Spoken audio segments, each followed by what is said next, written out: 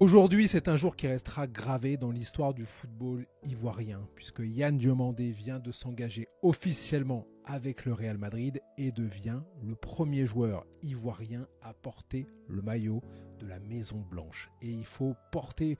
Il y a eu des rumeurs, hein. Il y a eu des rumeurs, Didier Drogba à l'époque, Yaya Touré, voilà. Il y a eu des touches à droite, à gauche, il y a eu des joueurs qui sont venus faire les prospects aussi à la Castilla, mais ça n'a jamais abouti sur un contrat professionnel. Jamais un joueur professionnel ivoirien n'a porté le maillot du Real Madrid. Et dans l'évolution de tout ce qu'on peut avoir sur le football africain, on voit tous les talents qui émergent, et c'est encore une fois une preuve, si tant est qu'il en fallait encore à tous les rageux, à tous ceux qui vont critiquer les joueurs africains ou le football africain, mais qu'aujourd'hui, le football africain est le football le plus prédominant en Europe. C'est-à-dire qu'aujourd'hui, c'est le premier vivier. C'est même passé devant les joueurs brésiliens. Et le prospect aujourd'hui, Kylian Diomandé, il a un potentiel phénoménal. Et quand il y a des polémiques par rapport à son prix, par rapport à ceci, par rapport à cela, je pense que les amalgames sont faits parce que c'est le marché qui est complètement déréglé.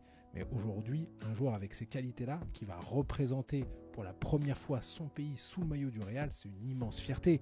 Imaginez, vous connaissez son histoire personnelle à Yann Diomandé. Et aujourd'hui, qu'il ait signé au Real, il aurait signé à Liverpool, ça aurait été sympa, mais c'est pas pareil. Là, tu signes au Real.